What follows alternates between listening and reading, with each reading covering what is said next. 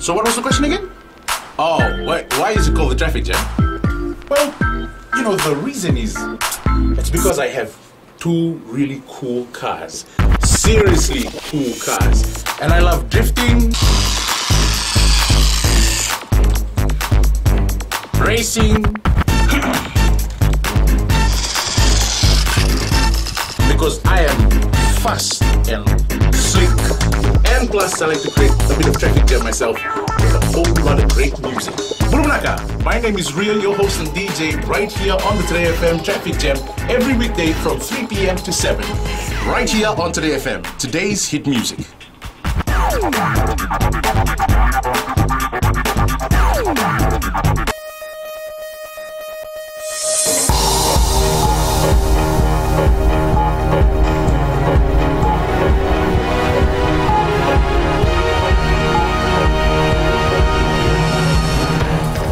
In this bulletin, the final journey home.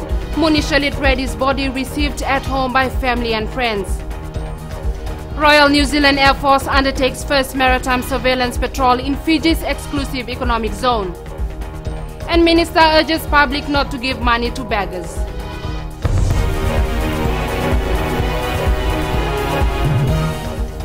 Good evening, I'm Akusita Tale and you're watching FBC News. The body of the late Muni Shalit Reddy arrived from Samoa this morning, a day after the Fiji Under-17 football side had returned home. Shalit tragically passed away on Tuesday, leaving the sporting fraternity in shock. Josephine Navula reports.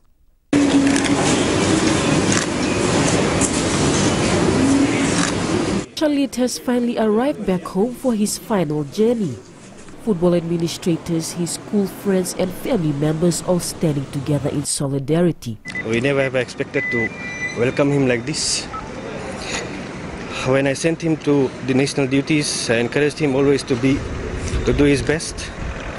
And when I saw that he had scored a goal in Samoa, I was just preparing for a wonderful welcome. And I never ever dreamt that it will be a welcome of this nature.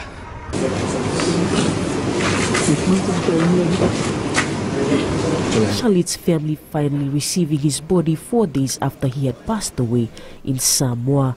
The Assistant Minister for Youth and Sports, Ilesan Delana, was also at the airport to pay his respects. We used to do a lot of camping last year for our targets. And last year when we missed out the national title, when we just lost the last game, he came to me and said, Master, he always used to call me Daddy. And said, Daddy, worry nahi karna. Next year the IDC Cup will come to Nandi Muslim. We will get it. He told me that. Every time I was down, he was with me. The tragedy has shocked many. Shalit was a promising talent for the future. We can sink it in that he is gone, he is no more. And yes, life has to go on without him. But as I said, he will always be with us. Shalit will be laid to rest tomorrow, but his memory will live forever in the hearts of many people. Josephine Navula, FBC News. The Royal New Zealand Air Force, along with the Fiji Navy and Fisheries Ministry, today conducted a maritime surveillance patrol of Fiji's exclusive economic zone on board a P3K2 Orion aircraft. This is the first maritime surveillance patrol in the country since New Zealand suspended defense ties with Fiji in 2006. Eleanor Turangevi reports. The Royal New Zealand Air Force P3K2 Orion aircraft undertook the maritime surveillance patrol at the request of the Fijian government. Today was, I will say, the introductory flight and an opportunity just to demonstrate our capability and our desire to support the Fijian forces government in this case. Flying from Nosori Airport, the Orion flew west to coordinate with the Fijian Navy patrol vessel currently undertaking maritime surveillance. We're going to rendezvous with one of the Fijian patrol vessels and then we will investigate a large part of the your exclusive economic zone and pick up any fishing vessels in that area. On the aircraft, working with the Air Force crew were 3 Fijian Navy personnel and 1 offshore fisheries officer. Information gathered will be passed on to the Fijian government. Upon landing we put together a list of information, photographs of all those vessels that we saw, information about them, their activities, and we passed that across to the Fijian authorities. The Maritime Patrol is being conducted after almost 8 years, and it comes on the heels of the re-establishment of defence ties between Fiji and New Zealand. This is the start of that re-engagement, having those opportunities to have a talk with your military, have a talk to your Navy, and so therefore we can start to plan our future operations together. So the next time we are here, which I hope is in the very, very near future, we will be here for a lot longer. The New Zealand Air Force Chief says the initiative stems from New Zealand's Defence Minister's visit to Fiji in December last year and forms part of New Zealand's initial defence engagement with Fiji. Eleanor Turangaivu, FBC News. Fiji media personnel were today taken in a walkthrough inside the P3K2 Orion aircraft. The 36-meter-long aircraft arrived in Fiji yesterday to be part of the 50th anniversary of the withdrawal of Royal New Zealand Air Force No. 5 Squadron from Laucala Bay after World War II. With a cruising speed of 630 kilometers per hour, the aircraft is equipped with the latest technology for airborne surveillance and reconnaissance. It's also been part of search and rescue operations in the South Pacific and the Southern Ocean, including the Antarctica. It was also part of the search and rescue operation for the missing Air Malaysia flight MH370. It was an amazing experience, and it of course was a very tragic event, and disappointed that in the end we didn't assist in finding anything. But the loss of that aircraft occurred on the Saturday. On the Sunday, we had dispatched a crew from Whenuapai, and it went up to Penang in Malaysia. And so we flew for 3 days out of Malaysia initially with that search, before then redeploying down to Perth in Australia. And so we stayed there for another 3 weeks, something of that nature, until the search was called off. The aircraft is expected to leave for New Zealand tomorrow. Successful applicants of the New Zealand Seasonal Worker Scheme had their fitness test done today as part of the program requirements. Sakio Sanaivo reports.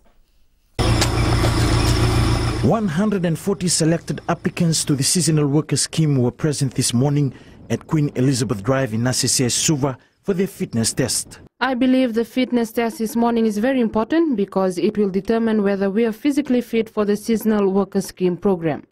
It's important to know our fitness level because there is a different climate in New Zealand, and also the work might not be easy like some may think. The fitness level of these individuals is determined by the number of chin-ups, sit-ups, push-ups and the time taken to complete a 2.4-kilometer run according to their age group. Fitness levels are very important because the work in New Zealand and hopefully in Australia will be quite strenuous, and we don't want to send anyone down there who is not fit enough to perform well. Out of these 140 successful applicants, 30 will be chosen to pilot the scheme. The rest will be on standby for other employment opportunities. Sakio Sanaivua, FBC News. The Ministry of Defence aims to deliver the best to ensure and enhance national security, defence and immigration services in Fiji. Launching the Ministry's 2015 Annual Corporate Plan, Minister Timothy Natuva says they've taken an integrated approach in its planning process to formulate the document. Sakio Sanaivua again. The Ministry of Defence, National Security and Immigration aims to deliver the best quality services this year, the focus of the 2015 Annual Corporate Plan. The key objectives of the plan is the core roles of the ministry, and in particular the Immigration Department, and how we can perform our functions to the best of our ability and the expectation of government. One of the key deliverables under the ACP 2015 is the conduct of the National Security and Defence Review. Additional to that, we have to do the Defence White Paper, the Police White Paper and the Immigration White Paper. This is new. First time being done for quite a number of years. The last Defence White Paper, I think way back about 20 years ago. So this is a majority of emphasis on that. The review will ensure there is a firm policy guidance and alignment of our security and defense sector to the strategic objectives of government. Sekiu Sanebua, FBC News. The public is being urged to stop giving money to beggars, whether out of compassion, generosity or charity. The plea comes from the Minister for Women, Children and Poverty Alleviation, Rosie Akbar, as work continues on getting beggars off the streets for good. Eleanor Turangaivu reports. A profiling of beggars done late last year recorded about 70 street dwellers and beggars on our streets. Today the number is increasing. Almost half are the elderly and people with emotional or mental problems. It is very sad and very disturbing that for a country as small as Fiji, and for a country where we pride ourselves on family values, where we have small families, but unfortunately some families out there are not able to take care of the elderly and the mentally challenged, and they are pushed onto the streets. Rosie Akbar says the number of mentally challenged people on the streets is increasing daily. A lot of mentally challenged people probably are pushed out of their homes by their families. And every day we see a new face on our streets, especially for Suva. Every lunchtime, in the evenings I come around. These are people who are sleeping on the streets, on cardboards and stuff like that. Surely they have families. Surely somebody knows whose relative is lying on the street. A month ago we had a street dweller who died. No family came up for his burial. So the Ministry of Health and our ministry, we had him cremated. We don't want this to be an ongoing problem for us. The ministry is now coming down hard on begging and is using every strategy in the book to clear the streets of beggars. I personally have spoken to them and I have personally offered them every assistance that they wanted. I've told them I'll help them with income generating projects. If they are sickly, we will assist them so that they can do something at home. But funny, the next day they are back on the road. So it's a question of mindset. According to Akbar, one thing that encourages begging is that beggars would earn more on the streets than they would if they had a full-time job. The simple solution, she says, is for the public to stop giving them money. My simple message to the public would be, if they really want to assist these beggars, please stop giving. If the public can refrain from giving out of compassion, out of generosity, out of charity, I'm sure we will be able to get them off the streets. If they don't earn on the streets, then they definitely will come to us. Akbar says begging in Fiji is generational, and if this is stopped now, Fiji will be free of beggars in the near future. Eleanor Turangaivu, FBC News. Still to come on FBC News, Kala explosion. A new way to create awareness on non-communicable diseases in Fiji.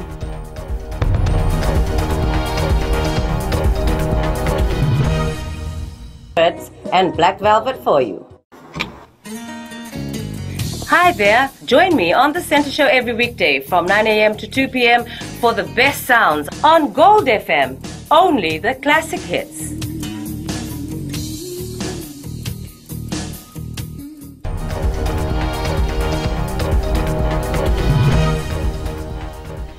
Leading our news this segment, the new Walk On, Walk Strong Kids Fiji Resource Center opened in Suva is a dream come true for children suffering from cancer.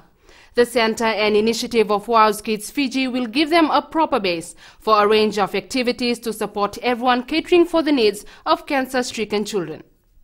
Sinakami, the mother of 15-year-old Thai from Tonga, whose strength and courage led to the formation of the Thai Kami Foundation, has been at the forefront of getting the resource center up and running. It was a dream of a child, but it has become your dreams. And it has become all our dreams to help the children here who are here with us. And of course, some of them are in the hospital.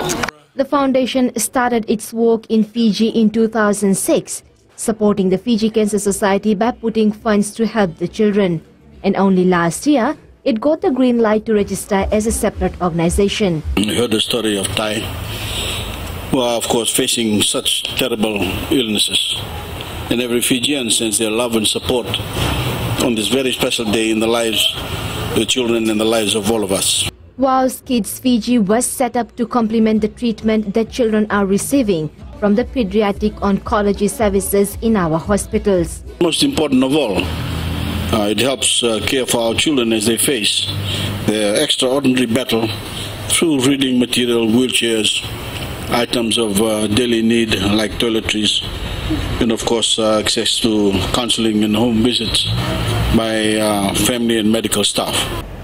Families of children who are suffering from cancer are given moral support and strength by WOW's Kids, which in recent years has gained popularity through their efforts to raise funds to make the final moments of the young cancer patients a little easier. Ritika Pratap, FBC News. The government is looking to revive Navuso Agricultural School in Osori to encourage young farmers to contribute to Fiji's agricultural sector. Opening a new hostel at the school yesterday, Prime Minister Voreqe Bainimarama says government will work together with the school to restore its reputation. Navuso was known to produce some of the country's youngest and successful farmers. However, it lost its glory over the years. This time, the government has come in full force to restore the school's core objective to train farmers for Fiji's agricultural sector. Offer them the prospect of making healthy and sustainable living for themselves, their families and the communities. And we must all focus our minds on reducing our dependency on food imports and making Fiji a powerhouse of food production. Bainimarama encouraged students to take advantage of the initiatives provided by the government as Fiji moves towards larger-scale production. Trainee farmers will be provided proper business plans for their own farms, which they can take to a bank to get funding.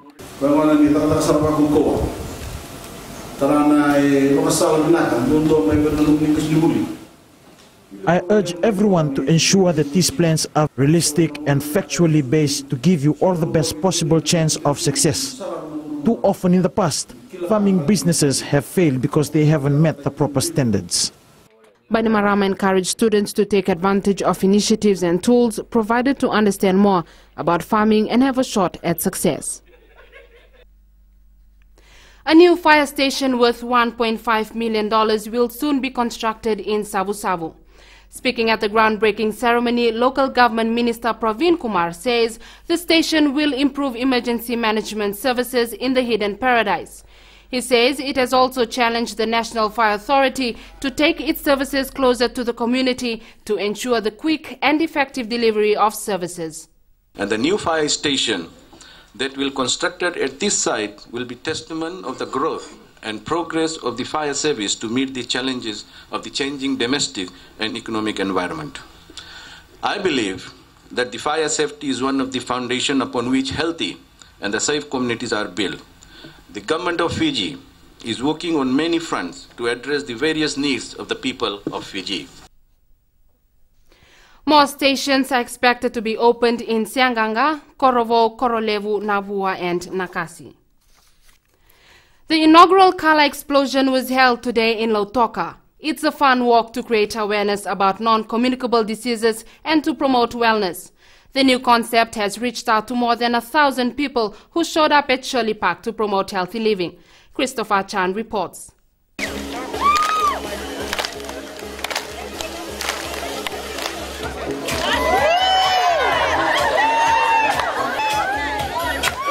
The Minister for Health, Chone Usamate, leading the charge in this exciting new community event. The Kala explosion is something similar to Holi. People from all walks of life participating to address NCDs. Well, this is what they call a Kala explosion. It's been a great exercise here in Lautoka, and I think I've got to congratulate the organizers. It's to promote wellness. People have been on a walk. I think it served its purpose. It's probably one of the most successful wellness walks. Organizers were humbled by the response. More than 1,000 people took part in the event. The Kala Explosion, it is an event that happens overseas, but it's more of a run. And we know in Fiji not many people run, so we need to adapt it to the local people here. And we wanted to incorporate education, empower people about health, wellness and health. So we combined it all together and we teamed up with some Ministry of Health officials, and this is what we came up with. The walk covered a distance of 5.7 kilometers. Along the way, there were 7 pit stops, like this one behind me, each carrying a message about NCDs. The theme of the event, Rang Deviti, which means Let's Color Fiji. The colors and walking around with everybody looking at us, yeah. And we had so much fun, just throwing colors at each other. It was so cool. It was about the color stations that they had, which signified different types of the health aspects of our lives. Thrown with colors and just being socializing with friends. Color Explosion's goal is to motivate the community to take better care of their health. Funds raised from today's event will go towards the Ministry of Health's wellness program. Christopher Chan, FBC News. The Japanese International Cooperation Agency, or JICA, has donated a 30-seater bus to the Fijian government. This will be utilized in the Japanese-funded South-South Cooperation Trilateral Regional Training between Fiji, Kiribati and Tuvalu. Ritika Pratap reports. This bus will be used by the Public Service Commission to transport regional participants training under the South-South Cooperation. There are not many countries that have taken a direct assistance line in helping 2 southern countries get together to provide South-South cooperation. So I think it is quite an achievement. The project is dedicated towards providing capacity development training to personnel from Kiribati and Tuvalu until 2017. The Japanese government has stepped ahead, in fact ahead of many other countries who are not from the South countries, and have said, well, we will actually help facilitate South-South cooperation, not necessarily by themselves doing everything, but getting a country from the South, in this case Fiji, to facilitate training for other southern countries. Preparatory works for the project and activities have been taking place since February last year. Under the South-South Cooperation Agreement announced by Honorable Bainimarama at the second PIDF meeting, Japan will provide $1.3 million to Fiji PSC to establish capacity building programs for Kiribati and Tuvalu. There is hope of extending the training to other Pacific Island countries. The first technical training course was coordinated in November last year. The second training will be held in March. Ritika Pratap, FBC News. Coming up in FBC Sports, commotion after Lautoka Lambasa match in Galaxy Premier League. NTFL Fijiana team name for Brazil.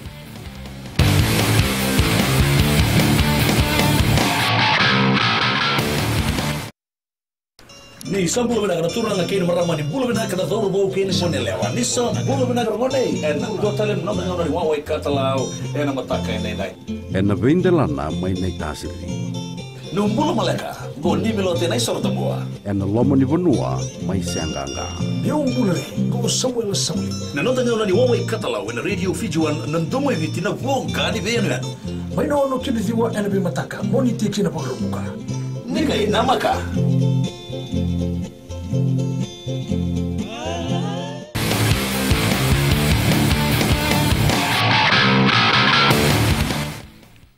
Leading our sports tonight, the Lambasa football side has defeated Lautoka 2-1 in the Galaxy Premier League at Subril Park today.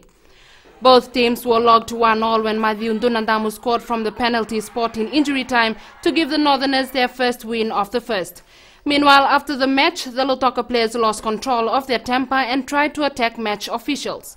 Police and security officers had to interfere to stop the commotion. FIGFA referee director Rajan Sharma says the players only tried to query the ref on some of his decision.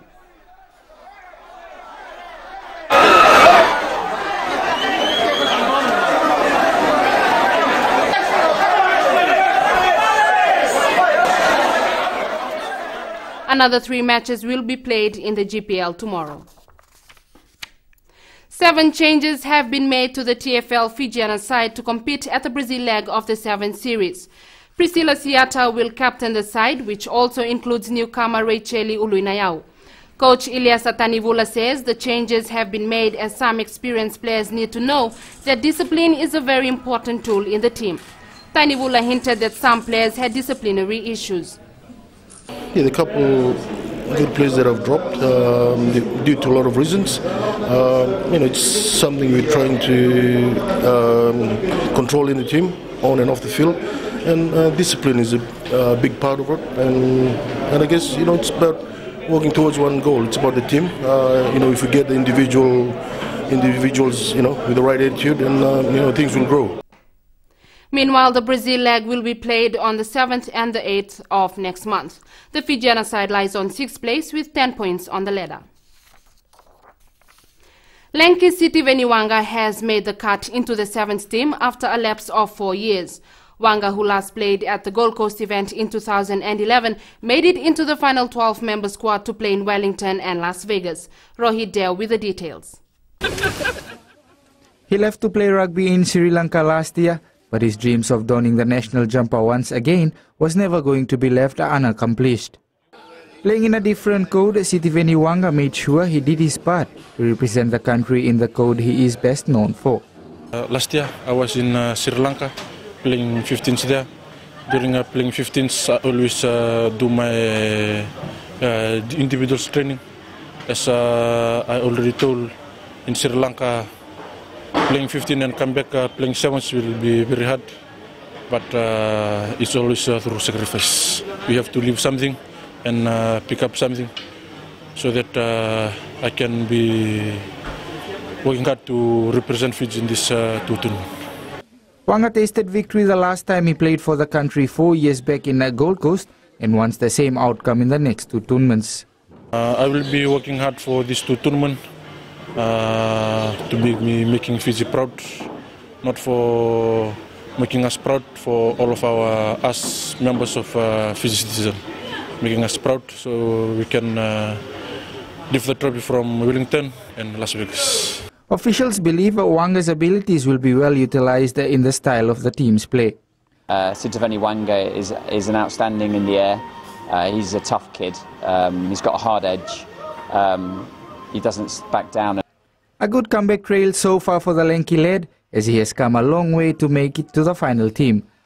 A lot more hard work and dedication will surely be needed from him and his teammates if the nation is to lift the Wellington crown in a week's time. Rohit Deo, FBC Sports. The Lautoka Rugby Union aims to field their best players in this year's rugby season. The Rugby Union held its 3rd round of the competition at Lautoka's Churchill Park today. Assistant Media Officer Chochi Tuivanga says the standard of performance from various teams has improved and they're expecting a tough selection for the final squad. Preparing them for the season, which is just a few months away, the Skipper Cup tournament.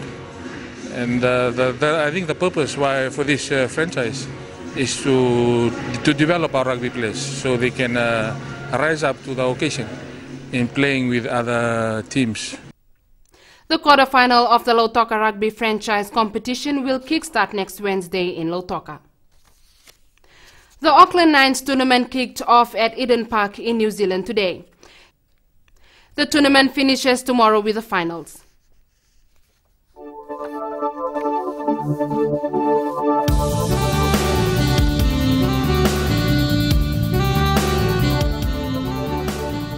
Generally fine weather prevailed over most parts of the country today.